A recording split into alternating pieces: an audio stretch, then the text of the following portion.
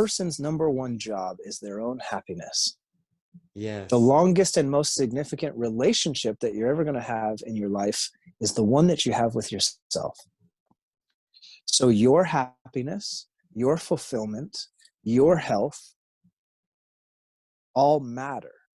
And no one can bring those to you more than you can bring them to yourself. So this isn't even about being in optimal condition to make the world a better place. This is about being in optimal condition to make your world a better place.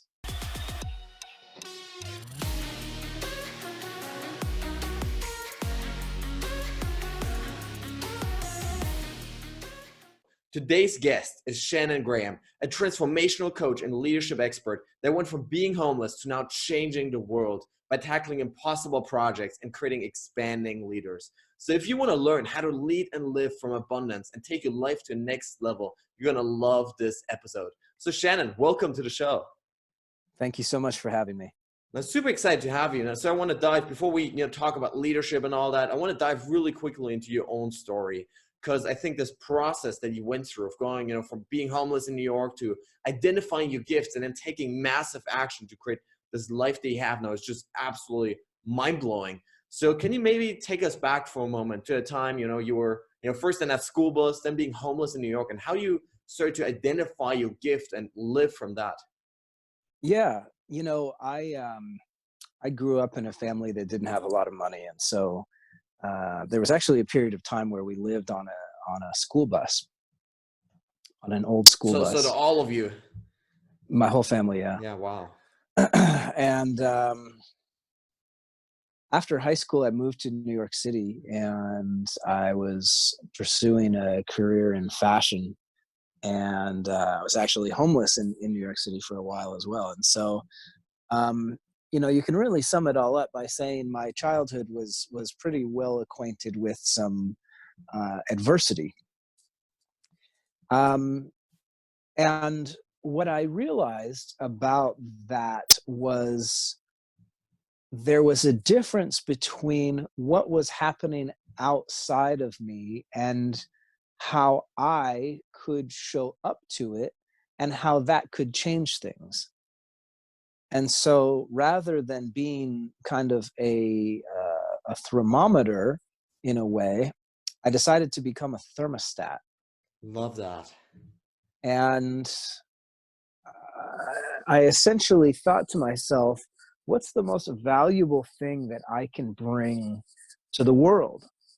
And the answer that I got was the most valuable thing that I could bring to the world was my imagination and my creativity in the context of helping people change the world. And so that gave me kind of a pathway to begin to work with leaders and visionaries on changing the world by going after impossible goals. I absolutely love this question of how can I serve the world the most, right? How can I provide the most value? Because I think that somewhere where people struggle with often is they just focus on their passions, right? Which is great, right? You want to be passionate about what you do, but the challenge I think is people don't really identify how they can actually create value for people, for other people, right? They just want to intrinsically feel good about what they're doing. Yep. And I think that's great. I think it's good to feel great about what you're doing. And if you have a sense that you want to make the world a better place, very often you can make the world a better place by just feeling better and being a better person. There's nothing wrong with that.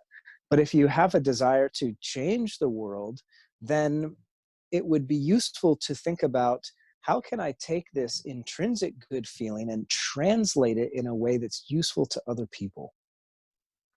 Yes, if I'm really getting you right, it's really taking those passions and then really thinking about how can I actually make that valuable, right? How can I actually deliver service to people? So it's not just the thing that I enjoy, but it also goes far beyond that. Yeah.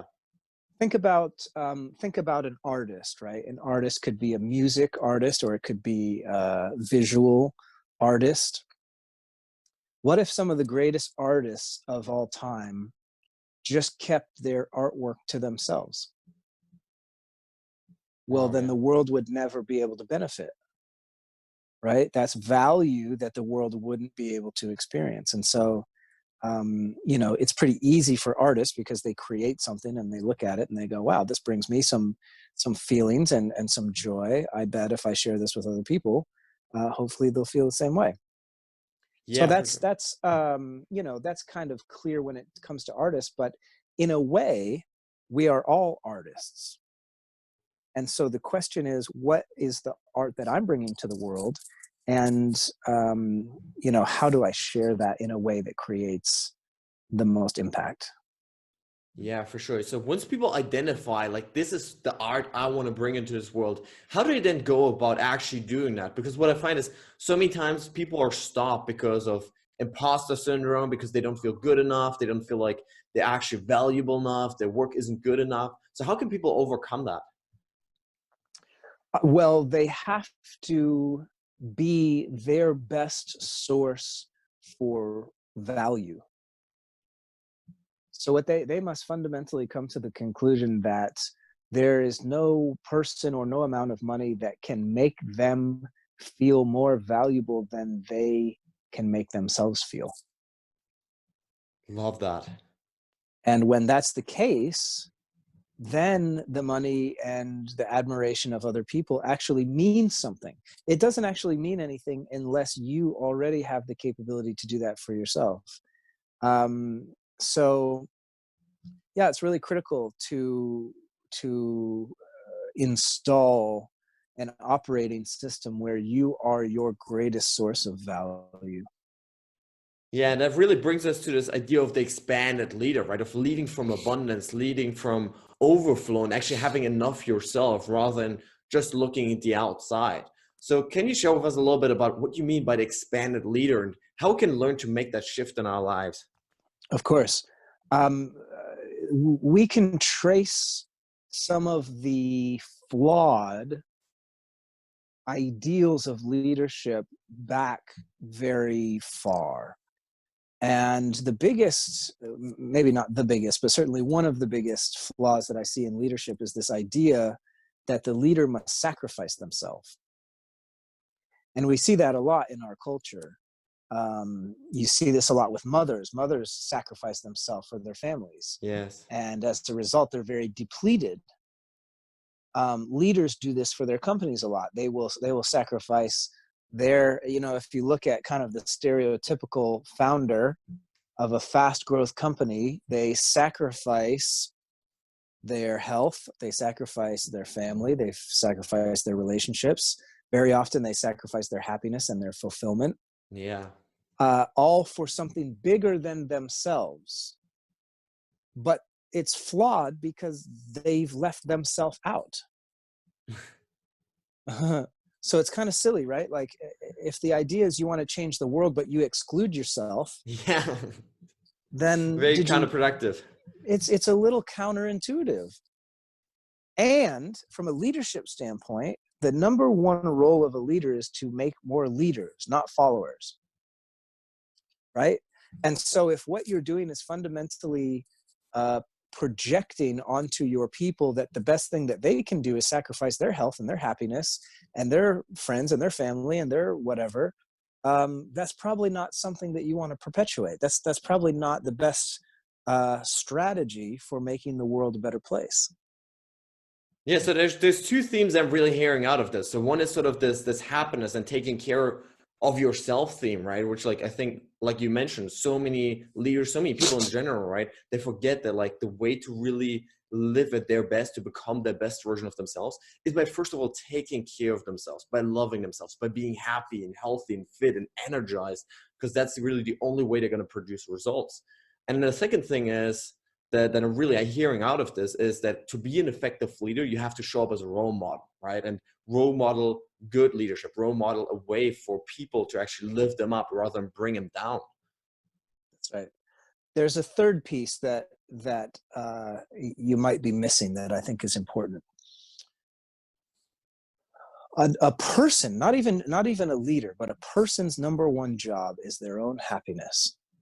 The Yes. longest and most significant relationship that you're ever going to have in your life is the one that you have with yourself. So your happiness, your fulfillment, your health, all matter.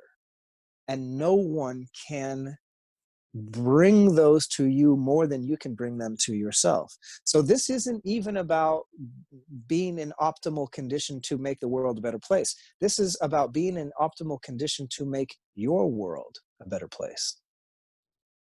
Even if the only person's life that got better as a result of you being happier and more fulfilled and healthier and having rich relationships, if the only person whose life was improved was yours, then that would be enough.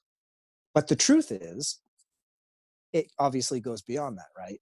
You become a better role model, you can make a bigger impact, you have more energy, you have more to give, right?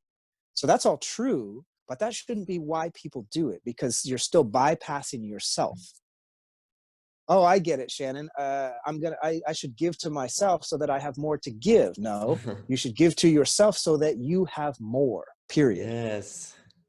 And it just so happens as a side effect that you have more to give, but that's not why you do it.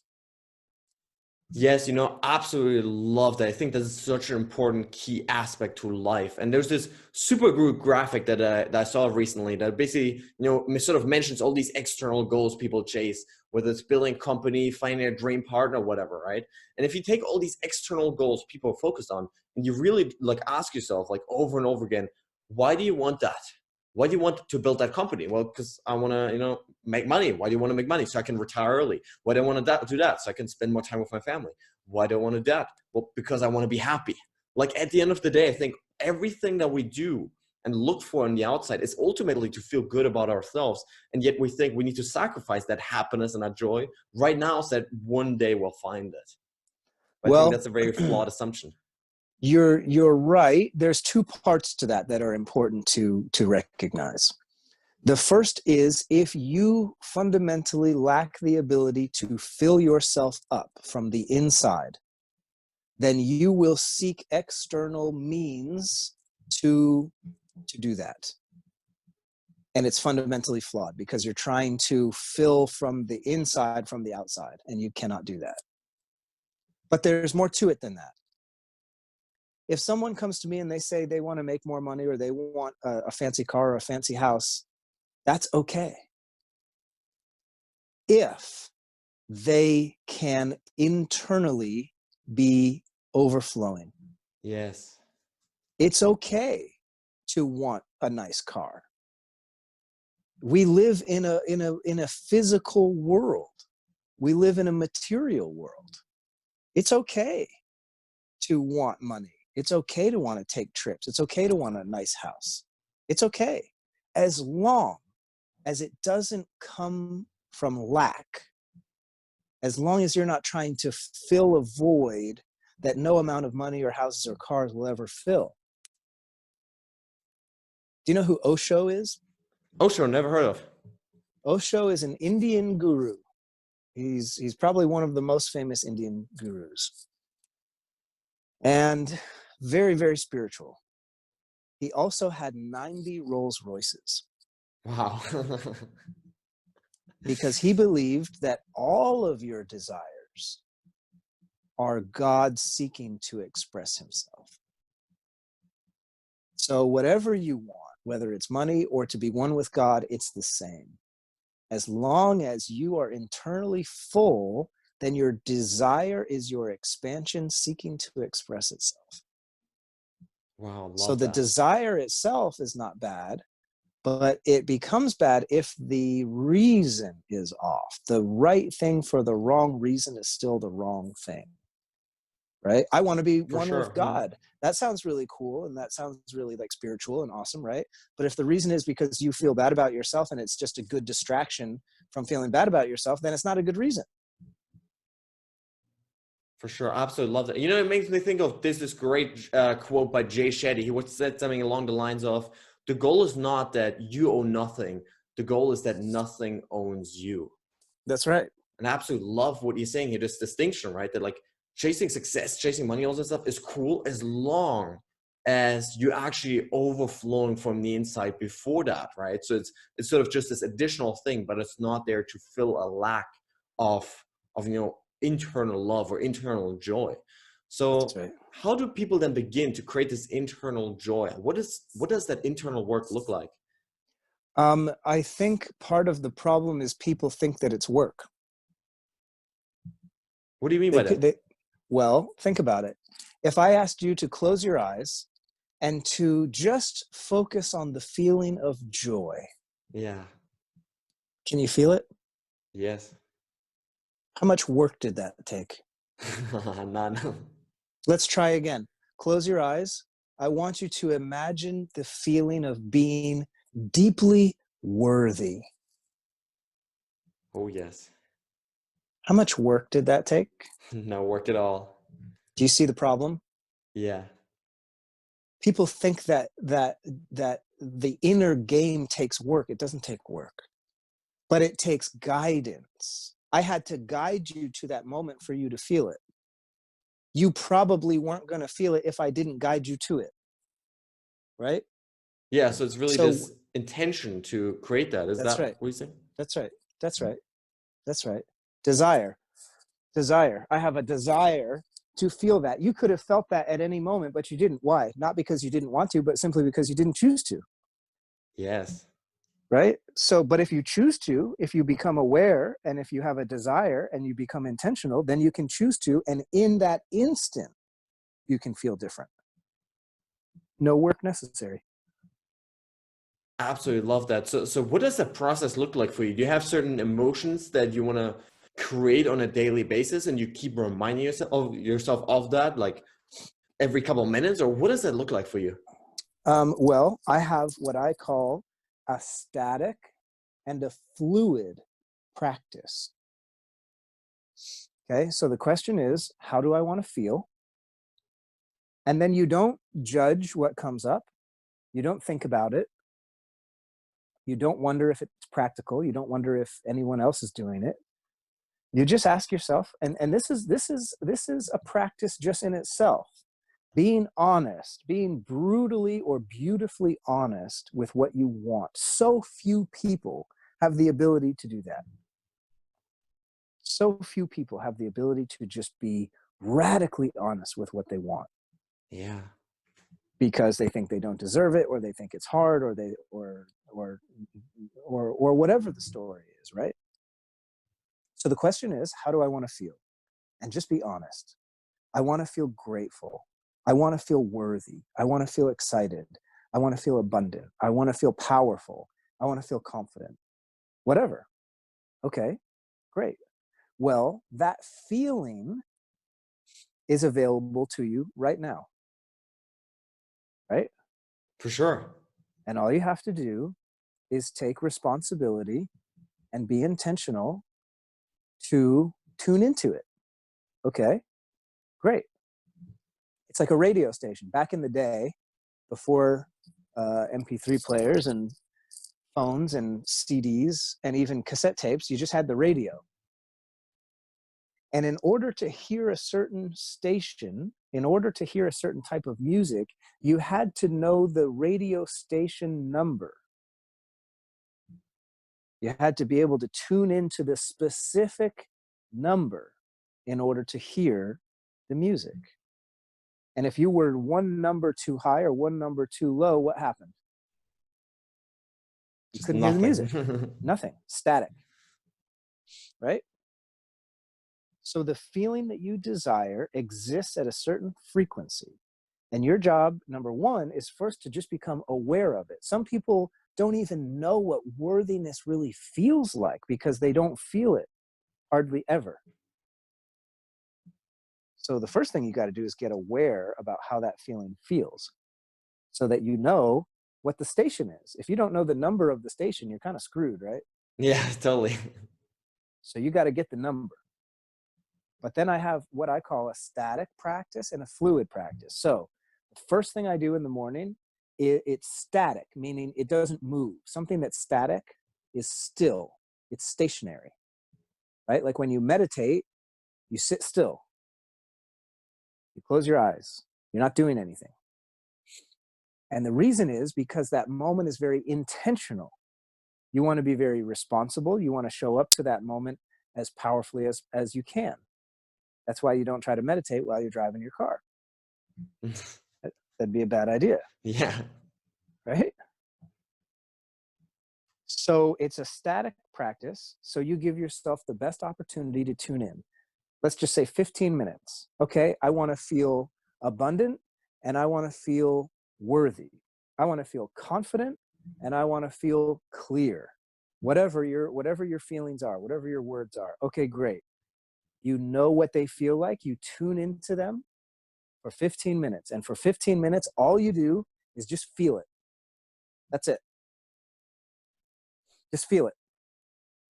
And then when you're done, you do your best to carry that with you throughout the rest of the day. This is where most people mess up. A lot of people have rituals, have morning rituals where they focus on gratitude or they focus on abundance or they focus on whatever. But then after the timer goes off, they default back to their old vibration. So important. And unfortunately, the universe only responds to your predominant vibration, meaning the one that you're tuned into the most of the time. So it's really important to activate the vibration, but it's more important to stay in it for as long as you can, which leads us to the fluid practice. Fluid means moving. It's moving. A river is fluid. It's moving. It's constantly moving. It never stops. Right? And people are fluid for the most part. We stop here and there, but for the most part, we're moving, right? We go to the gym, then we go to the grocery store, then we work with our clients, then we see our family, then we go over here, then we go over there. We're fluid, right? For sure. But in the background of whatever we're doing is who we're being. And so if we can have like a sub narration going on, or something that kind of helps us to remind ourselves to stay in the frequency that we want to be in the majority of the day, then while we're going through our day and doing seemingly meaningless stuff, like going to the grocery store or walking the dog or whatever, you're tuned into your frequency. And that's increasing the probability that tomorrow is going to be good and that you get your goals and that you achieve the greatness or that you whatever. And it also helps ensure that in that moment, you feel the way that you want to feel. Yeah, And absolutely so love that. some people need reminders, and it's not a bad thing. Some people have a reminder on their phone every hour that simply says, hey, where's your vibration right now? Or hey, where's your frequency right now? Or hey, remember to tune into confidence and power, or like whatever, right? I know a guy who every time he walks through a doorway, he's created an anchor, a trigger, that every time he sees a doorway, every time he walks through a doorway, that is a reminder to get back into his frequency. So you can create whatever kind of tricks you want, right? But and one is not better than the other. It doesn't matter. But something to constantly keep you in that feeling, because the only thing that's necessary is just intention, right? Yes. Like I said, you could have felt joy just before I asked you to, but you weren't. Not because you didn't care, or not because you didn't want to, just because you weren't thinking about it. But if we think about it, if we're intentional about it, then we can feel it. And if we do that more often than not, that completely changes our life. You know, Shannon, this is literally the key to happiness. And I absolutely love what you're saying here, because this is quite literally how I learned to be happy myself, like about a year ago or so, right? So what I did, like I had these triggers on my phone. So every like hour between 5 a.m. and 10 p.m., an alarm would go off that said present, excited, powerful. Like those were my 3 words that I wanted to condition myself with, right? So this Great. the exact same process that you're describing here of having this sort of fluid practice throughout the day, so that, you know, it's not just limited to those 15-minute meditations in the morning and then you stop thinking about it, but you actually have these constant reminders throughout the day, like this is how I want to feel. So I absolutely love that. That's right. That's right.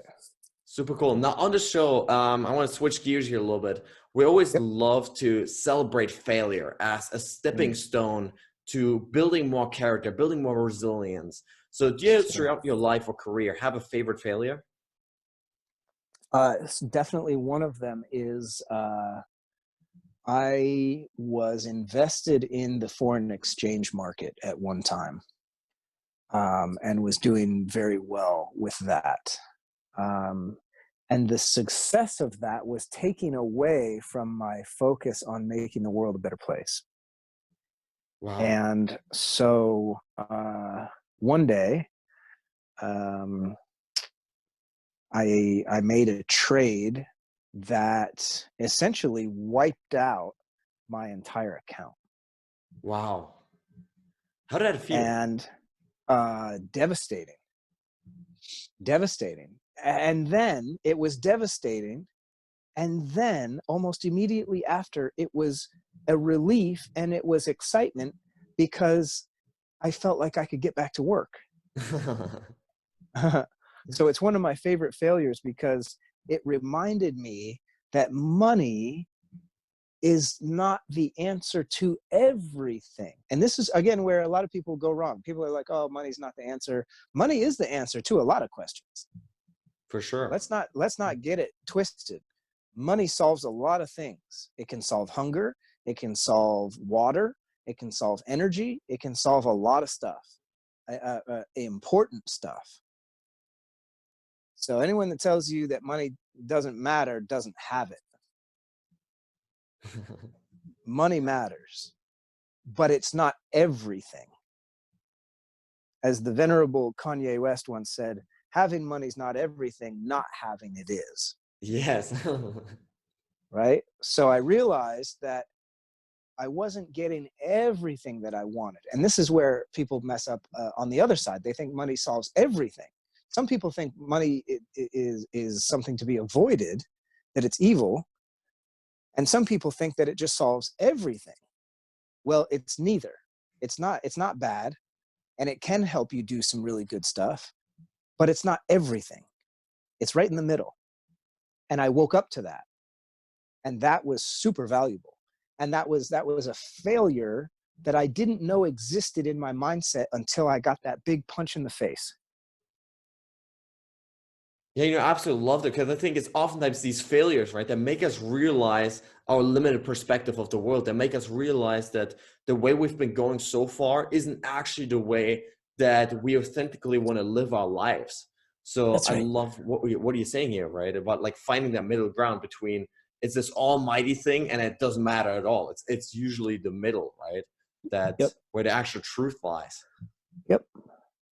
Now, what do you think is the biggest thing, like the number one thing that actually holds people back from becoming better leaders? Um, Probably their worthiness of themselves, of how worthy they believe they are.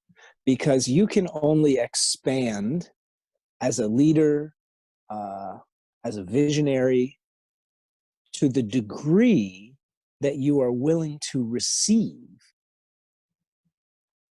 You can only expand to the degree that you are willing to receive. And if you fundamentally don't believe that you're enough, then you're not willing to receive very much. And even if you somehow are willing and able to receive a lot of money, that's only one dimension in a multi-dimensional world.